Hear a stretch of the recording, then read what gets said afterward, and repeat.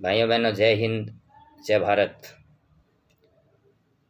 मित्रों, गद्यांश व्याख्यान चैप्टर शिक्षण चल रहा है और इन गद्यांश व्याख्यान शिक्षण चैप्टर के अंदर हमें समय समय पर सभी व्याख्यान अच्छे से सुन लेना चाहिए।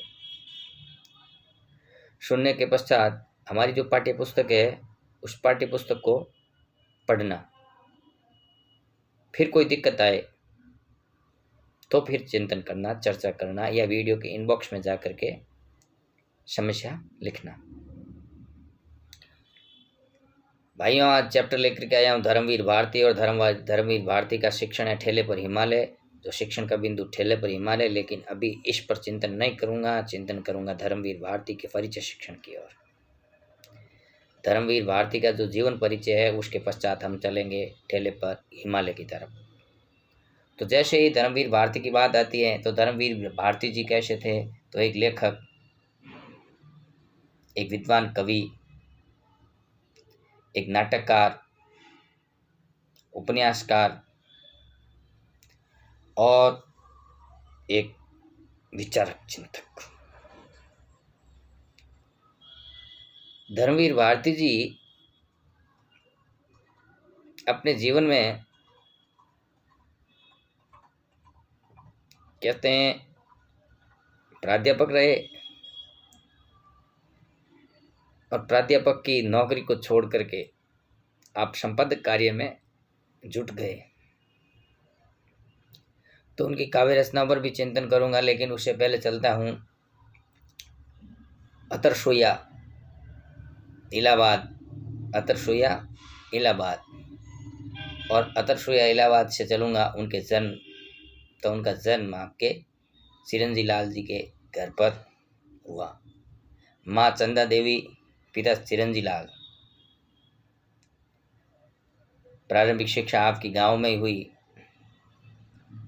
और प्रारंभिक शिक्षा के पश्चात आप हायर एजुकेशन के लिए इलाहाबाद आ गए और इलाहाबाद से आपने हायर एजुकेशन, उच्च शिक्षा, मास्टरी हिंदी में, उसके पश्चात हिंदी में पीएचडी के साथ में आपने कई स्थानों पर शिक्षण कार्य करवाया और शिक्षण कार्य के पश्चात आप प्रयाग विश्वविद्यालय में हिंदी के प्राध्यापक नियुक्त हुए। लेकिन प्राध्यापक नियुक्त होने के पश्चात उन्होंने वहाँ से उस प्राध्यापक का पद छोड़ करके आप मुंबई आ गए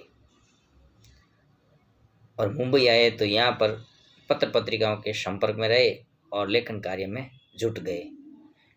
लेकिन कहते हैं इससे पहले जब प्रयाग विश्वविद्यालय में आप प्राध्यापक थे तो कई पत्र पत्रिकाओं से जुड़े रहे, संपादन का कार्य भी किया, कई जगह सह संपादक के कार्य के रूप में भी आपने अपनी भूमिका निभाई। तो वहाँ पर जो कुछ पत्रिकाएं चल रही थी उस पत्रिकाओं में जैसे माना कि अभ्युदय नाम की पत्रिका थी, उसमें आपने काम किया। संगम नाम की पत्रिका थी, उसमें आपने काम किया।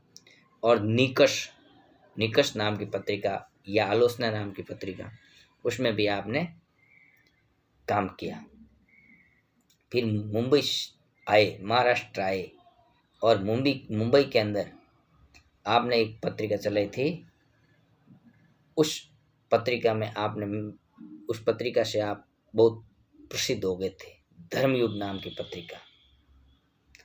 उस धर्मयुग पत्रिका से आपने प्रसिद्धि हासिल की।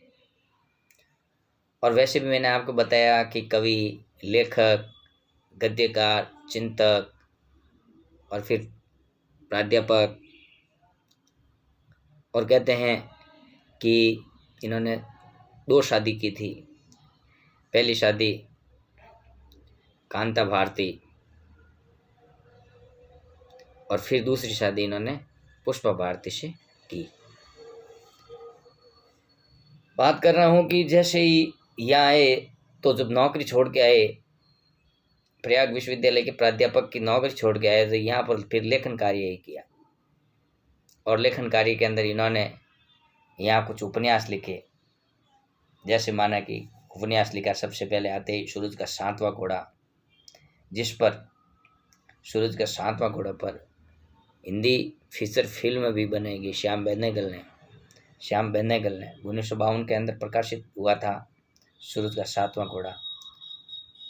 फिर एक उपन्यास लिखा था गुनाहों का देवता, और एक अन्य उपन्यास था 7 सपनों का देश। इस प्रकार करके इन्होंने कुछ उपन्यास लिखे। फिर एक गीति नाट्य लिखा, गीति नाट्य, अंधा युग नाम से एक गीति नाट्य भी लिखा। महाभारत के जो अंतिम 18वें दिन का जो वर्णन है, उसका वर्णन इन्होंने इस अंधा युग नाटक के अंदर किया। फिर इनके जो काव्य संग्रह थे, उस काव्य संग्रह में भी इनकी कविताएं जो संग्रहित हैं, जिसमें जैसे कनुप्रिया, 7 गीत वर्ष, ठंडा लोहा, इस प्रकार इनकी जो काव्य रचना है, उस काव्य रचनाओं का वर्णन भी मिलता है। फिर इनके कहानी संग्रह भी प्रकाशित हुए, जिसके अंदर मुर्दों का गांव, चांद और टूटे हुए लोग, बंद गली का आखिरी मकान, और इस प्रकार इन्होंने अपनी काव्य रचनाओं, कहानी संग्रह, काव्य संग्रह, उपन्यास, नाटक,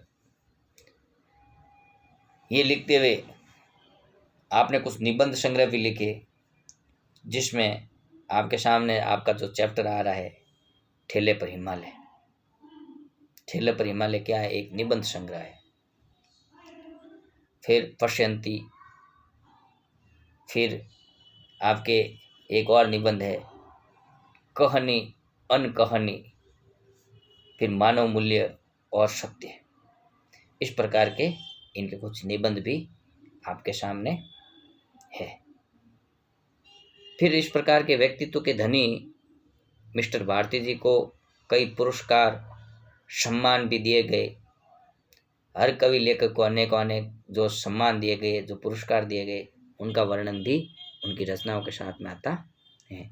हम जब परिचय की बात करते हैं तो इनके सम्मान की भी बात हमारे ध्यान में आनी चाहिए कि इनको पद्मश्री पुरस्कार से सम्मानित किया गया, फिर इनको व्यास सम्मान से सम्मानित किया गया, मेवाड़ फाउंडेशन सम्मान से भी आपको सम्मानित किया गया, फिर राजेंद्र प्रसाद पुरस्कार से भी आपको यानी भारती जी को सम्मानित किया गया। भारत भारती नाम का जो सम्मान है, उसमें भी आपको सम्मान मिला।